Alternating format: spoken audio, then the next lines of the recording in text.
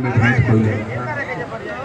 मेला लागल है 200 किलो भेंट कोइले एक संगे ना तार बाबूजी के संग रहे जन्नी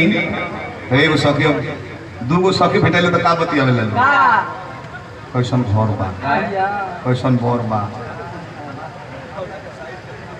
6 फीट 5.5 फीट हाइट कितना बा पति देव के ये नो बतियावे ले सब समाचार बतिया के दिन कहत के छोड़ा ना सब ठीक बावे हमर मारदा बहुत भूलो कर भूलो कर तो हां कैसे जन सवेरे भेलन है साड़ी किने के नतिया जाके भुला गेल हो जाओ ओने से ओढ़नी किन ले दूसर की कहत के चुप तू तो ठीक बा हमार तो भूलो कर हम 4 वर्ष रहनी ओकर संगे ससुरा साल भर खातिर नैहर गइनी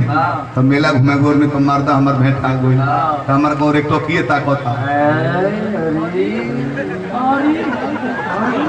हम तो चिंता नहीं कि मारदा होगा कि उतना भूलो बा हम पूछने की का ताकत नहीं तो कहता कि बहन जी लगता है हम आपसे पहले मिले हैं अपने हाँ तो बहन जी लगता है हम आपसे पहले मिल चुके हैं तो उसके नाती हमें तरबाबी को बड़की पत्तों हो तू ही आओ हम कहेंगे ते ही हवे